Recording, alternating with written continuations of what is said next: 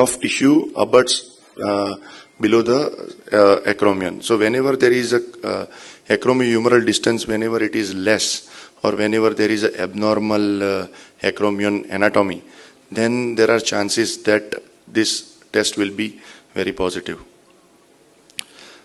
Then test for the supraspinatus, that is drop arm test and the Jobs test. So tell the patient to internally rotate, bring the limb in the plane of the scapula, that is 30 degree, not like this but like this, plane of scapula, and then try to elevate the arm. If the patient is having a pain sensation, there is a likely chances that a patient is having a supraspinatus tear. Drop arm test, whenever the patient brings at the 90 degree of abduction, and then you just release the support, remove the support, patient will drop the arm. So even that is the classical of supraspinatus tear or the massive cuff tear. Belly press test, this test is mainly for the subscapularis. So place the patient seated with arm in 40 degree and full internal rotation, and try to give resistance against the internal rotation. If there is a weakness, then you can say that belly press, abdomen belly press test is positive. Lift off test, just internally, this is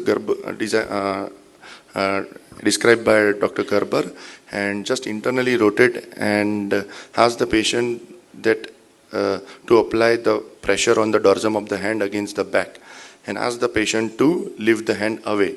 If the patient is able to do so, then the strength is good. If the patient is having a tendon rupture or the muscle insufficiency, then the patient will not be able to do.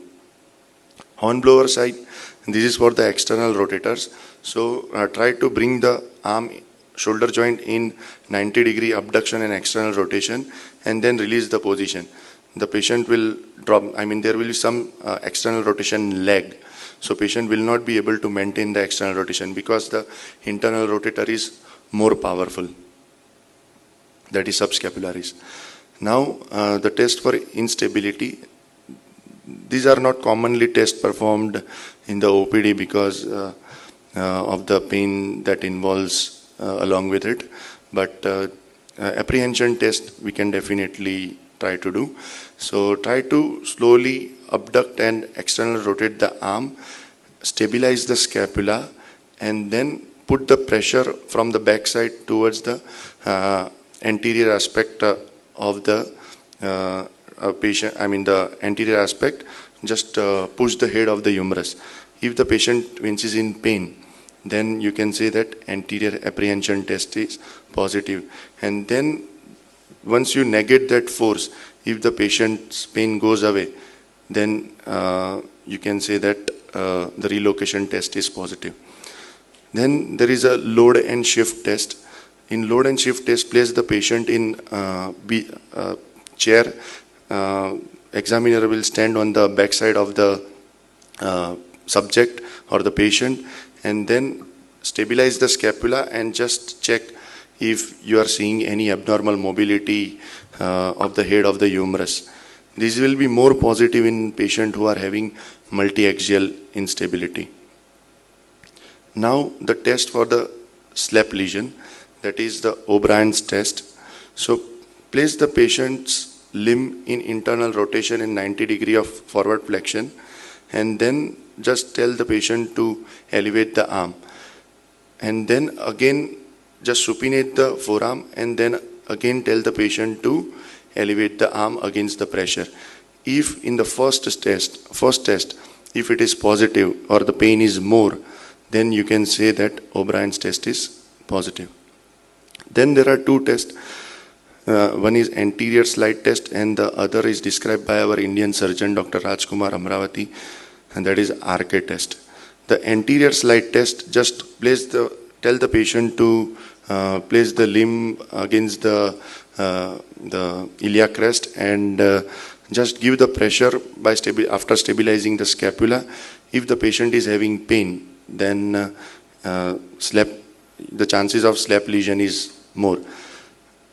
Place the patient for the RK test. Place the patient's limb into along the axis of the torso, and then give the downward pressure, as you can see in the picture. Dr. Amravati is standing on the back side of the patient and giving the downward pressure. If the patient is having pain, then the RK test is positive. For the biceps test, for the bicep tendinitis, there are two tests. One is speed test and the other is Yergason test.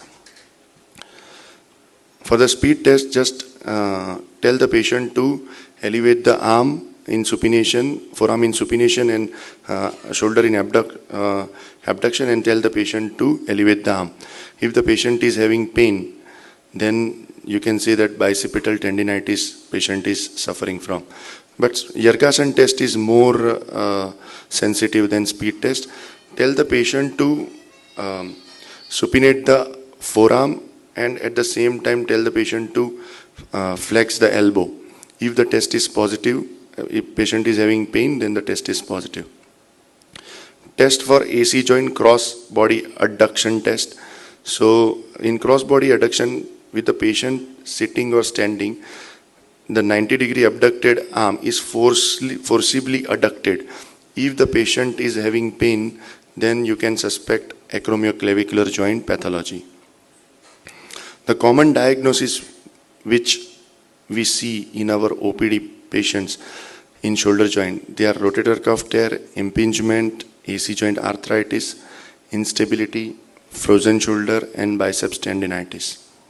So I will leave you with this thought: the patient's body tells the story more clearly than the patient does, if you know how to listen. So there is a very much importance of the clinical examination. Thank you so much for the opportunity.